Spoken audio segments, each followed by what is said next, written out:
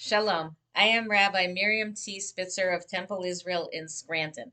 I gave this sermon yesterday for Parashat Mishpatim, Shabbat, February 18th, 5783. It is called Israel at Risk, Mishpatim, Democracy, and Judicial Reform. Last Thursday, Yossi Klein Halevi addressed more than 1,000 people on a Zoom program sponsored by the Israel Policy Forum in partnership with several other organizations, including the Rabbinical Assembly and the United Synagogue of Conservative Judaism. I hope some of you saw it. Much of what he said is contained in the open letter the same Yossi Klein Halevi, together with Rabbi Daniel Gordis and Mati Friedman, wrote to the North American Jewish community a couple of weeks ago. It was printed in the Times of Israel, and you can find it. I want to begin where Yossi Klein Halevi ended his talk, with the flags on our bima. Here we are in our most sacred space, and we, like most American synagogues, have an American flag and an Israeli flag on the bima. These are secular symbols of secular countries.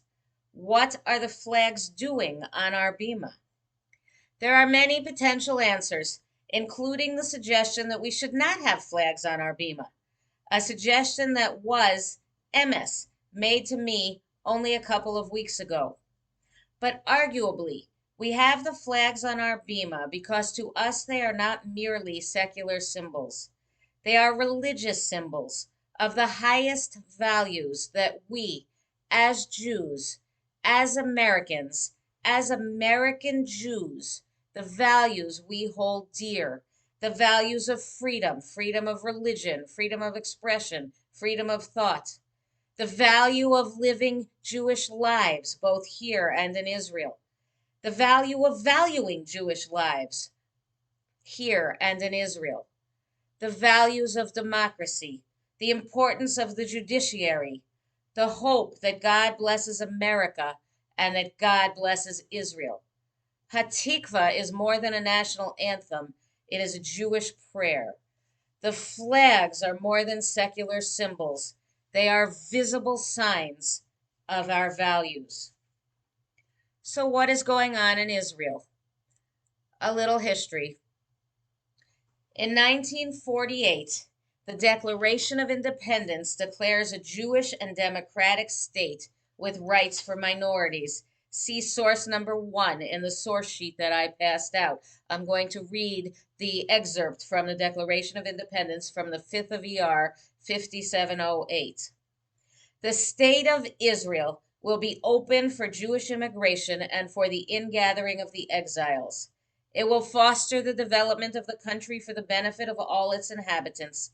It will be based on freedom, justice, and peace, as envisioned by the prophets of Israel. It will ensure complete equality of social and political rights to all its inhabitants, irrespective of religion, race, or sex. It will guarantee freedom of religion, conscience, language, education, and culture. It will safeguard the holy places of all religions, and it will be faithful to the principles of the Charter of the United Nations. In 1992, Israel passed a basic law of human rights, which establishes the concept of a Jewish and democratic state in Israel's basic law. A basic law in Israel is a law that's stronger than a regular law, having to do with how many votes are needed to overturn it. See source number 2. This is from the Basic Law, Human Dignity and Liberty from 1992. Fundamental human rights in Israel are founded upon the recognition of the value of the human being, the sanctity of human life, and the principle that all persons are free. These rights shall be upheld in the spirit of the principles set forth in the Declaration of the Establishment of the State of Israel. The purpose of this basic law is to protect human dignity and liberty in order to establish in a basic law the values of the State of Israel as a Jewish and democratic state. In 2018, Israel passed something that's known as the Nation State Bill. The issue with this bill is less in what it says than in what it does not say. It says that Israel's the nation state of the Jewish people, which we know, and it does not specify that everyone has basic rights. The authors of the bill refused even to reference the Declaration of Independence or the Basic Law and its talk of equality. I can't give an excerpt for this because I can't print what's not there. Last fall, Israel went to the polls for the fifth time in 4 years. The first four times, they were unable to form a stable, lasting government. This time, a firmly right-wing government has been formed. We might think that the Israeli electorate has spoken. They want a firmly right-wing government. But we would be wrong. In actuality, the electorate was just as split this time as all the other times. The governing coalition won by a mere 30,000 votes out of 4.7 million votes cast. I'll say that again. 30,000 votes out of 4.7 million votes cast. That is less than the equivalent of one Knesset seat. Nonetheless, even though it was pretty much a tie in terms of votes, it was a clear victory in terms of legislative seats. The current coalition was legitimately voted in and legitimately formed its government. Democracy means that the majority rules. And one of the primary rules of democracy is that the majority does not abuse its power. This is always true. It is especially true when the elections are close. The governing coalition must commit to govern for all of its citizenry. Let's take a nonpartisan look at the current government. First item we notice, every party in the coalition, with one exception, is headed by a man who either has been convicted of a crime or who is under indictment. The leaders of all but one party in the coalition are convicts or are under indictment. And the lone exception is under grave suspicion and may soon be under indictment. Second thing we notice, this is the most homogeneous coalition in Israel's history. There's no real dissonant voice in the coalition, no single party that's coming from a different place from the others. It is true that the different parties have somewhat different agendas, but those agendas are overlapping. They do not represent true differences. Now let's take a value-driven look at the current government. Hundreds of thousands of Israelis are demonstrating on the streets. Instead of addressing their concerns, the government has been dismissing them as not accepting the results of the election. The government is totally ignoring what the people are protesting against. I want to give two examples of the kinds of men who are now in the coalition. Itamar Ben-Gvir is a Kahanist who used to have a portrait of Baruch Goldstein hanging in his living room until he removed it because he was going into politics. You remember Baruch Goldstein, the doctor who murdered 29 Arabs and wounded 125 more while they were davening in their mosque in Hebron on Purim in 1994. He is Ben-Gvir's hero.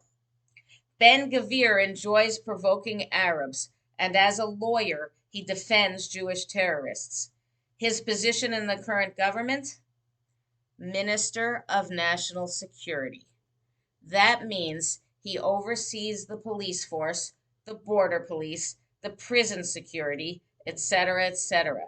Just a day or two ago, he threatened to fire Israel's police chief for not conducting demolitions in East Jerusalem fast enough. It was not too long ago when Kahanists were banned from the government completely. Now Ben-Gvir is the minister in charge of the police. Then there is Avi Maoz. Maoz is strongly against LGBTQ rights in Israel. He has called for a ban on gay pride parades and He has called for the legalization of conversion therapy. He is against reform in conservative Judaism and wants to change the who is a Jew law in Israel. He is against women serving in the Israeli army and has called for gender segregation in public places. The role of this Taliban in Israel? He is in charge of education. Education. I wish I were joking. And that is only two of the MKs in the coalition. I could go on. Instead of promising to be the government for all Israelis, this government is sowing dissent and hatred. I cannot tell you how much pain it gives me to know that every one of the radicals in the coalition sports a yarmulke. As a religious Zionist myself, I cannot stand it. I feel completely betrayed.